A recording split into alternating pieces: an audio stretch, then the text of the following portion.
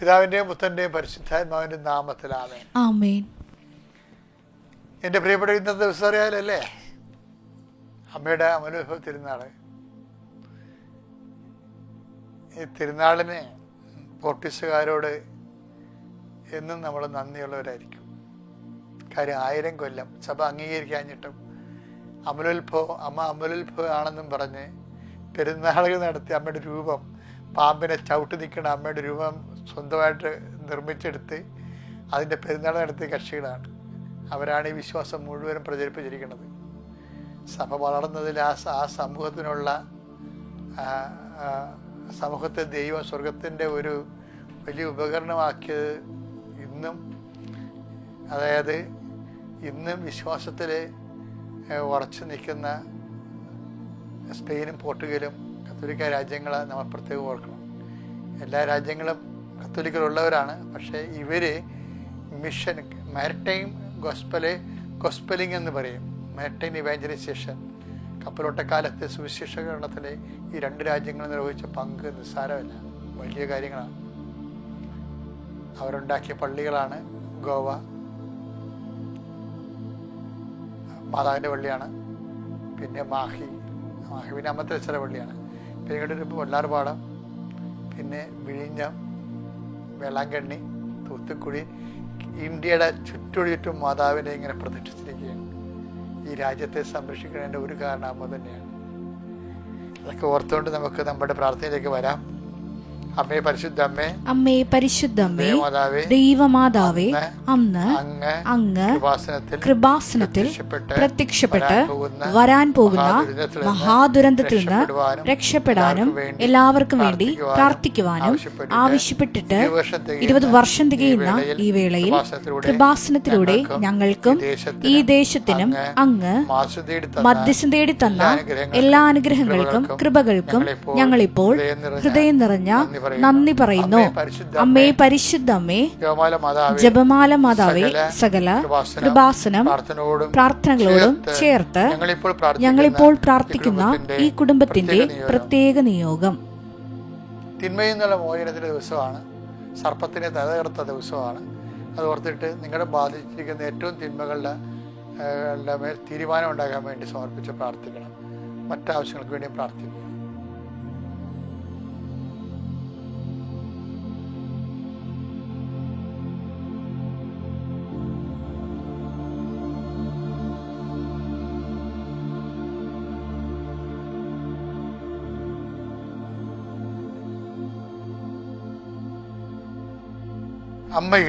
അമ്മയുടെ പ്രത്യക്ഷീകരണത്തിന്റെ ഈ ദ്വാദശക വേളയിൽ ഞങ്ങൾക്ക് സാധിച്ചു തരുവാൻ കനിയണമേ. വിശ്വാസ പ്രമാണം.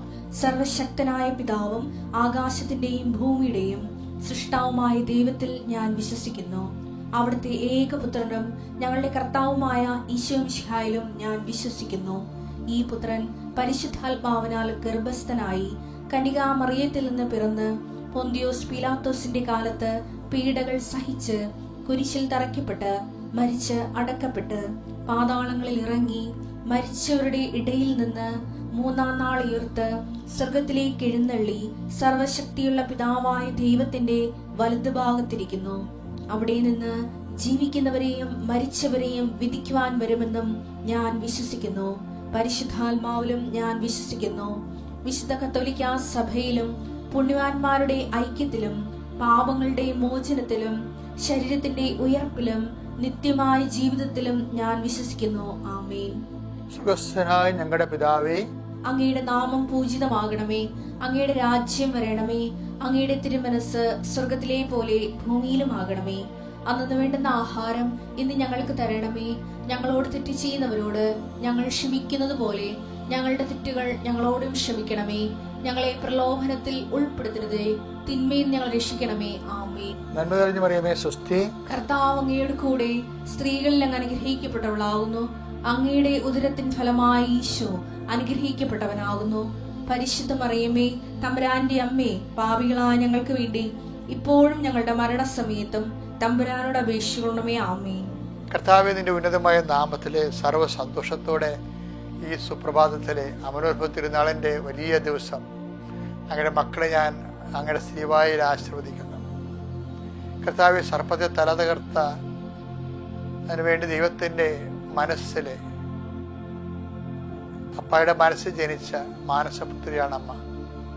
അതുകൊണ്ട് തന്നെ അമ്മയുടെ മാധ്യസ്ഥം ഞങ്ങൾക്ക് അപ്രതിരോധ്യമായ മാധ്യസ്ഥ ശക്തിയാണ്.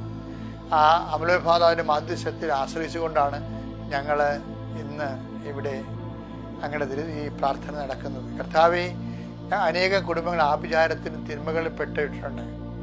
അനേകം ശത്രുക്കൾ വിഴുങ്ങിയിട്ടുള്ള കുടുംബങ്ങളുണ്ട്.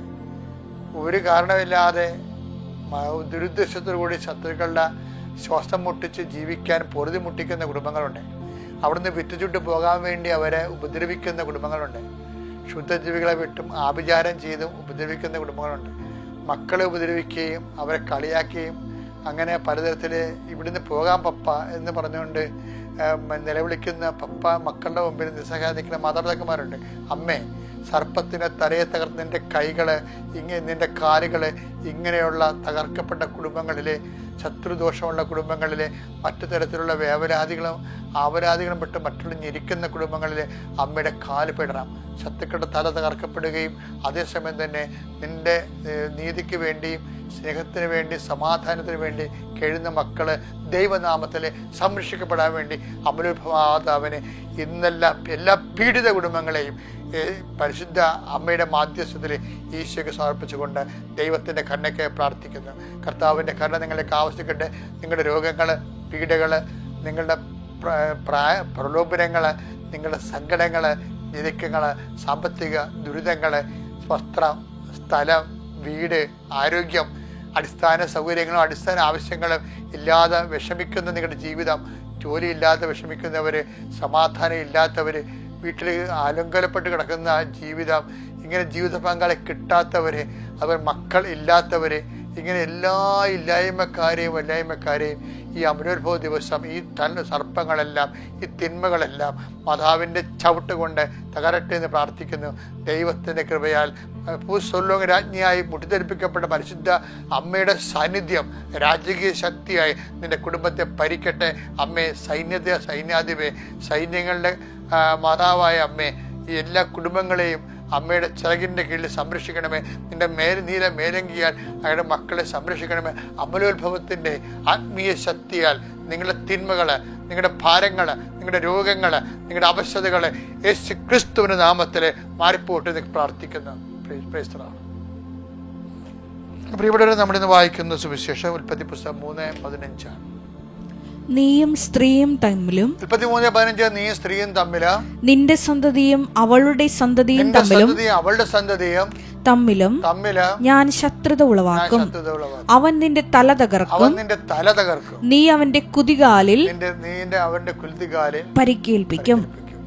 ഇത് എനിക്ക് ഏറ്റവും എല്ലാപ്പോഴും ഇഷ്ടപ്പെട്ട ഒരു വചനമാണിത്. കാര്യം ഇത് പുതിയ നിയമം മുഴുവനും ഇത് ഒറ്റ വചനത്തിലാണ്. ഇങ്ങനെ ഒരു ആണിക്കല്ല് വചനം എന്ന് പറയും, അടിസ്ഥാന വചനമാണ്. അതായത് അപ്പായുടെ മനസ്സിൽ അമ്മ ജനിക്കുന്ന ഒരു മുഹൂർത്തമാണിത്. അപ്പ വിശ്വസിച്ച ഒരു സ്ത്രീവർഗം, അതിലൂടെ പുരുഷവർഗവും തീർച്ചയായിട്ടും ദൈവഹിതത്തിൽ നിന്നും ദൈവിക പദ്ധതിയിൽ നിന്നും അകന്നുപോയ കൃപ നഷ്ടപ്പെടുത്തുകയും ചെയ്ത ആത്മീയമായി മരിച്ചുപോയ ഒരു സാഹചര്യം. അവിശ്വസ്തയുടെയും വഞ്ചനയ്ക്കകപ്പെട്ടും തിന്മകളിലേക്ക് കുപ്പുകുത്തിയ മനുഷ്യപ്രകൃതിയുടെ ദുരാവസ്ഥകൾ ഭയങ്കരമായിട്ട് ഇവിടെ അവതരിപ്പിക്കുകയാണ് ഈ പ്രതീകങ്ങളിലൂടെ. അപ്പോൾ അതിൻ്റെ ഒരു അവസ്ഥയിൽ അപ്പായുടെ സ്നേഹം കണ്ടുപിടിച്ച ഒരു മാർഗമാണ് എന്താണ്? അമ്മയുടെ ജനനം. എന്താണ്? എന്നെ അനുസരിക്കുന്ന ഒരു മകള് ഏത് കുരിശ് കിടന്നാലും മനുഷ്യൻ ചെയ്ത പാപത്തിന് പരിഹാരമാകാൻ മനുഷ്യപ്രകൃതി ദൈവം വരേണ്ടി വന്നാൽ ആ കുരിശ് സർവാനുമനായി ഏറ്റെടുത്തുകൊണ്ട് എൻ്റെ കുരിശ് ചുവട്ടിലെ ഇതാ കർത്താവിൻ്റെ ദാസ്യം എന്ന് പറഞ്ഞ് നിൽക്കുന്ന ദൈവഹിതം നിറവേറ്റുന്ന ഒരു ദൈവത്തിൻ്റെ പൈതലെ, യഥാർത്ഥ ദൈവ പൈതലെ അപ്പയുടെ മനസ്സിലെ സ്വപ്നമാണ് അമ്മ. അതുകൊണ്ട് തന്നെയാണ് ഈശോയും അപ്പയും കൂടി അമ്മയുടെ ശിരസിൽ കിരീടം വെക്കുന്ന മഹാകാഴ്ചകൾ കലാകാരന്മാർ കാണിച്ചു തരണത്, സൊലോമോൻ രാജ്ഞിയായി അമ്മ മുടിപ്പിക്കപ്പെടുന്നത്. അപ്പം അതുകൊണ്ട് തന്നെ ഇന്നത്തെ ദിവസം ഈ ആദ്യമകാലം ഇപ്പം വാസ്കോ ഡി ഗാമയും അതുപോലെ എല്ലാ കപ്പലോട്ടക്കാരും അവരുടെ കപ്പലിൻ്റെ ഫ്രണ്ടിൽ വെച്ചിരുന്നത്, അവർക്ക് ഒരു സ്ഥലം അറിയാൻ പാടില്ല, എങ്ങോട്ട് പോകണമെന്ന് അറിയാൻ പാടില്ല, ഏത് ചേക്കാരേക്ക് എത്തുമോ തിരിച്ചു വരുമോ ഒന്നും അറിയത്തില്ല. പക്ഷേ കപ്പലിൻ്റെ ഫ്രണ്ടിൽ, വാസ്കോ ഡി ഗാമയുടെ കപ്പലിൻ്റെ ഫ്രണ്ടിൽ മാതാവിൻ്റെ അമലോത്ഭവ മാതാവിൻ്റെ രൂപമാണ് വെക്കണം. അങ്ങനെ ഇറങ്ങുമ്പോഴും അതുപോലെ തന്നെയാണ്.